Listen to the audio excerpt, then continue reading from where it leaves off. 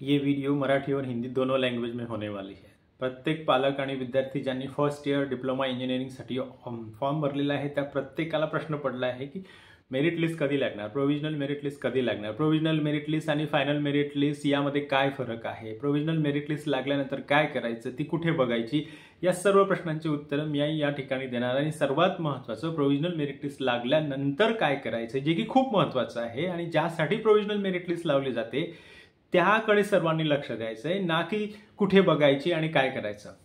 लक्षात घ्या, जैसे कि मैंने बोला कि ये वीडियो दोनों लैंग्वेज में होने वाली है. बहुत सारे पेरेंट्स और जो स्टूडेंट्स हैं जिन्होंने फर्स्ट ईयर डिप्लोमा इंजीनियरिंग के लिए फॉर्म भरा है उन सबको यही क्वेश्चन है कि प्रोविजनल मेरिट लिस्ट कब लगेगी, प्रोविजनल मेरिट लिस्ट कहाँ देखनी है, प्रोविजनल मेरिट लिस्ट और फाइनल मेरिट लिस्ट में क्या डिफरेंस है, ये तो मैं बताऊंगा ही. लेकिन इससे ज़्यादा इंपॉर्टेंट जो चीज़ है कि प्रोविजनल मेरिट लिस्ट लगने के बाद क्या करना है, अगर हम लोगों ने वो नहीं किया तो हम लोग एडमिशन नहीं मिलेगा. ये सब जानकारी, इंपॉर्टेंट जानकारी इस वीडियो में आपको मिलेगी. लास्ट तक ये वीडियो हर एक पॉइंट आपको सुनना है. सर्वात आधी प्रोविजनल मेरिट लिस्ट ही उद्या म्हणजेच काय 20 जुलै 2024 या दिवशी लागणार आहे.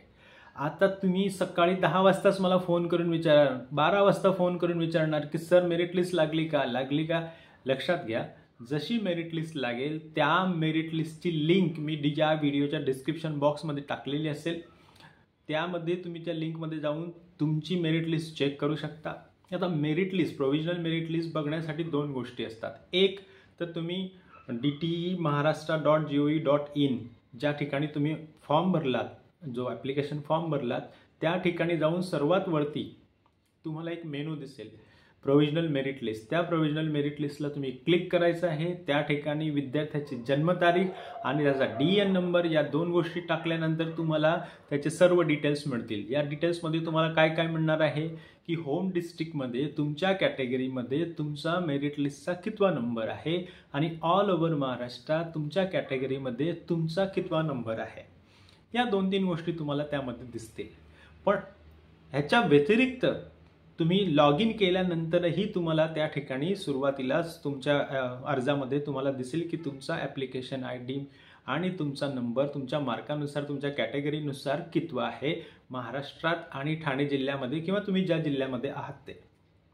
तर ही गोष्ट झाली provisional merit list. Provisional merit list कुठे बघायची. प्रोविजनल मेरिट लिस्ट कल लगने वाली है, तो वो सुबह 10 बजे लग सकती है, 12 बजे लग सकती है या शाम तक 6-7 बजे तक भी लग सकती है या कभी कभी रात के 10 भी बज जाते हैं.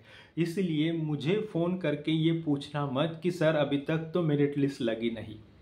प्रत्येकाने लक्षात ठेवायचं, मला फोन करायचे नाही. जशी मेरिट लिस्ट लागणार मी त्याची लिंक तुम्हाला देणार. जैसे ही प्रोविजनल मेरिट लिस्ट डिस्प्ले होगा मैं आपको ग्रुप में और यूट्यूब का ये जो वीडियो है इसके डिस्क्रिप्शन बॉक्स में वो लिंक मैं देने वाला हूँ. इसलिए मुझे बार बार फ़ोन करके या व्हाट्सएप मैसेज करके आप लोग मुझे परेशान मत करना और ख़ुद भी परेशान मत होना, क्योंकि इसको टाइम लगता है, इस प्रोसेस को टाइम लगता है. रात के 10 भी बज सकते हैं, कभी कभी 20 तारीख को से 21 तारीख यानी रात के 11, 2 या 3 बजे भी वो लग सकता है. इसलिए आप लोग टेंशन मत लो. आपकी वो टेंशन नहीं है प्रोविजनल मेरिट लिस्ट लगाना, वो टेंशन है directorate of technical education Maharashtra government. इसलिए आप लोग चिंता मत करो. वो देखनी कहाँ है, आप लोगों को लॉगिन करना है खुद के अकाउंट में और वहाँ पे भी वो मिलेगा, या फिर आप dte.maharashtra.gov.in इस वेबसाइट पे जब जाओगे 10th के एडमिशन के मेनू में जाओगे तो वहाँ पे ऊपर ही प्रोविजनल मेरिट लिस्ट 2024-25 आपको ये मेनू दिखेगा. उसमें क्लिक करना है. उसमें क्लिक करने के बाद जो स्टूडेंट है उसका एप्लीकेशन ID और उसका डेट ऑफ बर्थ डालना है तो आपको उसका मेरिट नंबर मिल जाएगा. सो ये हो गया प्रोविजनल मेरिट लिस्ट के बारे में. अभी प्रोविजनल मेरिट लिस्ट और फाइनल मेरिट लिस्ट में क्या डिफरन्स आहे, प्रोविजनल मेरिट लिस्ट आणि फायनल मेरिट लिस्टमध्ये काय डिफरन्स आहे. तर प्रोव्हिजनल मेरिट लिस्ट लागल्यानंतर त्यामध्ये बदल करता येऊ शकतो, चेंजेस करता येऊ शकतात, दुरुस्ती करू शकतो आपण आणि त्याच्यासाठीच ग्रीवन्स पीरियड आपल्याला दिलेला असतो. प्रोविजनल मेरिट लिस्ट और फाइनल मेरिट लिस्ट में डिफरेंस ये है कि प्रोविजनल मेरिट लिस्ट में हम लोग चेंजेस कर सकते हैं, दुरुस्ती कर सकते हैं और इसीलिए हमें एक ग्रीवन्स पीरियड दिया रहता है 3 दिनों का. जैसे 20 तारीख को जब ये प्रोविजनल मेरिट लिस्ट लगेगी तो 21, 22 और 23 जुलाई ग्रीवन्स पीरियड है जिसमें आपको करेक्शंस कर सकते हो. लेकिन फाइनल मेरिट लिस्ट जो होती है ग्रीवेंस पीरियड के बाद जो लगती है उसमें हम लोग चेंजेस नहीं कर सकते. इसलिए फायनल मेरिट लिस्टमध्ये आपण काहीही बदल करू शकत नाही आणि प्रोव्हिजनल मेरिट लिस्टमध्ये आपण बदल करू शकतो. ऑफकोर्स प्रत्येकानेच बदल करायचा आहे का, तर त्याचं उत्तर नाही. पुढचा प्रश्न असा आहे की प्रोव्हिजनल मेरिट लिस्ट लागल्यानंतर आपण काय करायचं, हे खूप महत्त्वाचं आहे. प्रोव्हिजनल मेरिट लिस्ट लागल्यानंतर आपण मेरिट लिस्ट नंबर तर बघायचाच आहे, नो डाऊट, परंतु आपलं जेंडर, आपले मार्क्स, 10वीचे टोटल मार्क्स, गणिताचे मार्क्स, सायन्सचे मार्क्स, इंग्लिशचे मार्क्स, आपण टेक्निकल नॉन टेक्निकल जे काही क्लिक केलं असेल ते बघायचं, ते बरोबर आहे का. आपण जर का TFWSला यस केलेलं असेल तर ते यस आहे का नो आहे ते चेक करायचं आहे. आपली जी कॅटेगरी आहे SC ST OBC EWS ACBC NT जी काही तुमची कॅटेगरी आहे ती बरोबर आहे का तुम्ही चेक करायचं आहे. काही वेळेस तुम्ही जर नॉन क्रिमिनल दिलेलं नसेल तर ते कन्व्हर्टेड असं दाखवतं, कन्व्हर्टेड टू ओपन असं दाखवतं, ते तुम्ही चेक करायचं आहे. आणि कन्व्हर्टेड असेल आणि तुमच्याकडे जर डॉक्युमेंट असेल तर ग्रीव्हन्स पिरियडमध्ये हे सर्व डॉक्युमेंट्स आपण अपलोड करू शकतो, एवढं लक्षात ठेवायचं आहे. आणि त्याच्यासाठीच प्रोव्हिजनल मेरिट लिस्ट खूप महत्त्वाची आहे. तर प्रोव्हिजनल मेरिट लिस्ट लागल्यानंतर सर्वात आपले मार्क्स चेक करायचे, आपला जिल्हा चेक करायचा. जिल्हा म्हणजे काय, होम डिस्ट्रिक्ट. होम डिस्ट्रिक्ट म्हणजे काय, ज्या जिल्ह्यातनं तुम्ही 10वी पास केलेली आहे तो तुमचा होम डिस्ट्रिक्ट असतो. आणि होम डिस्ट्रिक्ट आणि आउटसाईड होम डिस्ट्रिक्ट असं 2 बायफर्केशन असतं मेरिट लिस्टचं. मग होम डिस्ट्रिक्टसाठी तुम्हाला 70% जागा मिळतात आणि आउटसाईड द होम डिस्ट्रिक्टसाठी तुम्हाला 30% जागा मिळतात. सो तुम्ही हे पण चेक करायचं आहे की मी ठाणे जिल्ह्यातनं 10वी केलेली आहे, जळगाव जिल्ह्यातनं 10वी केलेली आहे, तर माझा जिल्हा बरोबर आहे की नाही माझ्या फॉर्ममध्ये. जेंडर मेरिट लिस्टमध्ये विद्यार्थिनी म्हणजे लेडीजची वेगळी मेरिट लिस्ट असते आणि जेंट्सची म्हणजे मुलांची वेगळी लिस्ट असते. जर एखादा मुलगा असेल आणि तिथे फिमेल झालेलं असेल जेंडर तर ते मेरिट लिस्ट खराब होणार आहे, त्या मेरिट लिस्टमध्ये मिस्टेक होणार आहे. आणि तुम्हाला जर काही एखादं सीट अलॉट झाली तुमचं जेंडर चेंज असल्याने तर तुम्हाला ॲडमिशन मिळत नाही. मेलच्या ऐवजी जर फिमेल झालेलं असेल किंवा फिमेलच्या ऐवजी मेल झालेलं असेल तर ॲडमिशन मिळत नाही, लक्षात ठेवा. तेव्हा हा पण पॉईंट आपण व्यवस्थित बघायचा आहे की आपल्या फॉर्ममध्ये प्रोव्हिजनल मेरिट लिस्ट लागल्यानंतर आपलं जेंडर बरोबर आहे, आपला होम डिस्ट्रिक्ट बरोबर आहे, आपले मार्क्स बरोबर आहेत, आपली कॅटेगरी बरोबर आहे, EWS TFWS technical non technical. काही लोक मायनॉरिटीमध्ये असतात, बौद्ध मायनॉरिटी, ख्रिश्चन मायनॉरिटी, मुस्लिम मायनॉरिटी, ते यस केलेलं असेल तर येसच आहे का की नो झालेलं आहे. या सर्व गोष्टी तुम्ही चेक करायचं आहे प्रोव्हिजनल मेरिट लिस्ट लागल्यानंतर. फक्त मेरिट लिस्टमध्ये माझं नाव आलं म्हणजे मला ॲडमिशन मिळेल असं नाही. आणि पुष्कळ लोकांना वाटतं प्रोव्हिजनल मेरिट लिस्टमध्ये नाव आलं म्हणजे आपला नंबर लागला, असं नसतं. प्रोव्हिजनल मेरिट लिस्टमध्ये जेवढ्या विद्यार्थ्यांनी फॉर्म भरलेले आहेत त्यांचे फॉर्म कन्फर्म झालेले आहेत त्या सर्वांची माहिती असते. सर्वांची, ज्यांनी फॉर्म भरला आणि तो कन्फर्म केला त्या सर्वांची माहिती असते. याचा अर्थ सर्वांनाच ॲडमिशन मिळणार आहे का, तर नाही, मेरिटनुसारच ॲडमिशन मिळणार आहे, लक्षात ठेवा. सो प्रोव्हिजनल मेरिट लिस्ट ही खूप महत्त्वाची गोष्ट आहे. त्यामध्ये आपण करेक्शन्स करू शकतो, त्या अनुषंगाने ती खूप महत्त्वाची आहे. आता सर्वात महत्त्वाचं, काही असे विद्यार्थी आहेत की त्यांच्याकडे अजूनही नॉन क्रिमिनल आलेले नाही आहे किंवा त्यांच्याकडे EWS ACBC किंवा इतर कोणताही दाखला नाही आहे, परंतु तो जर का 23 जुलैपर्यंत तुम्ही आणलात तर आपण तुमच्या कॅटेगरीचे बेनिफिट्स तुम्हाला मिळतील, रिझर्वेशन मिळेल. म्हणूनच प्रोव्हिजनल मेरिट लिस्ट आणि त्याच्यानंतरचा ग्रीव्हन्स पिरियड हा खूप महत्त्वाचा असतो. तर ग्रीव्हन्स पिरियड जो आहे 21 जुलै ते 23 जुलै हे 3 दिवस आपल्यासाठी खूप महत्त्वाचे आहे. 20 जुलैला प्रोव्हिजनल मेरिट लिस्ट लागो, रात्री लागो, अगदी 21ला लागो, तरी पण तुम्ही ती चेक केल्यानंतर मी ज्या सांगितलेल्या गोष्टी त्या चेक करायच्या. जर का त्याच्यात मिस्टेक असेल तर लगेचच दुसऱ्या दिवशी कॉलेजला यायचं किंवा तुमचं जे सुविधा केंद्र किंवा फॅसिलिटेशन सेंटर आहे त्या ठिकाणी जायचं आणि तुम्ही ती दुरुस्ती करून घ्यायची.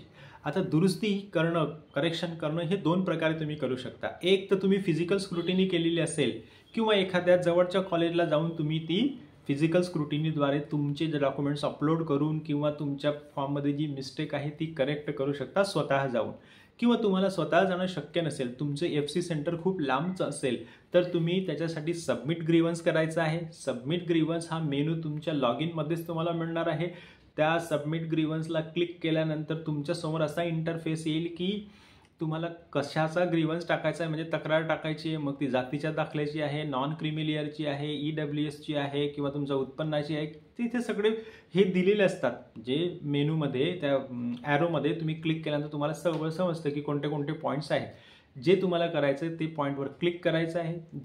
तिथे जो बॉक्स मिळेल त्या बॉक्समध्ये लिहायचं आहे की तुम्हाला कोणतं डॉक्युमेंट अपलोड करायचं आहे आणि त्याच्या खाली एक इंटरफेसमध्ये तुम्हाला रेक्टँगल असेल, एक आयत असेल, त्यामध्ये तुम्हाला जे डॉक्युमेंट अपलोड करायचं आहे ते तुम्ही अपलोड करून द्यायचं आहे. आता काही वेळेस आपल्याला 2-3 डॉक्युमेंट्स अपलोड करायचे असतात. मग काय करायचं, एकच PDF बनवायची त्या 2-3 डॉक्युमेंटची आणि ती सोबत जोडायची.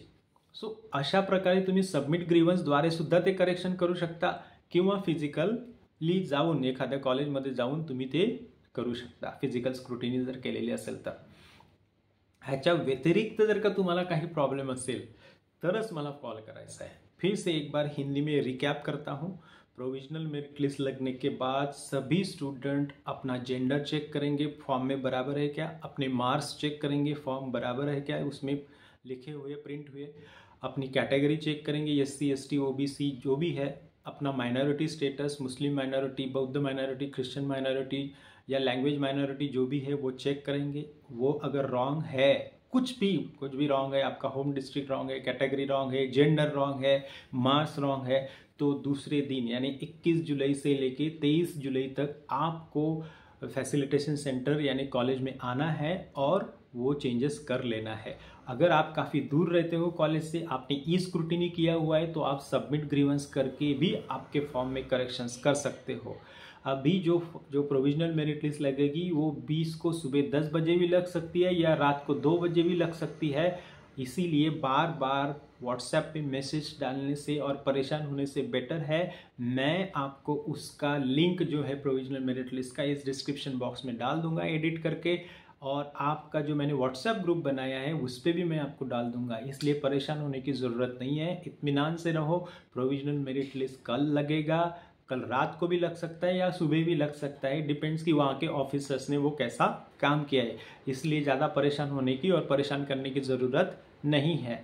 जो भी मैंने बोला है वो करो प्रोविजनल मेरिट लिस्ट लगने के बाद. अगर करेक्शन है तो करेक्शन कर लो, करेक्शन नहीं किया तो आपका एडमिशन नहीं होगा, इतना याद रखो. इसके बावजूद भी अगर कुछ प्रॉब्लम है तो आप मुझे यूट्यूब वीडियो के नीचे कमेंट कर सकते हो या फिर अपने व्हाट्सएप ग्रुप में डाल सकते हो या इंडिविजुअली भी आप मुझे मैसेज कर सकते हो.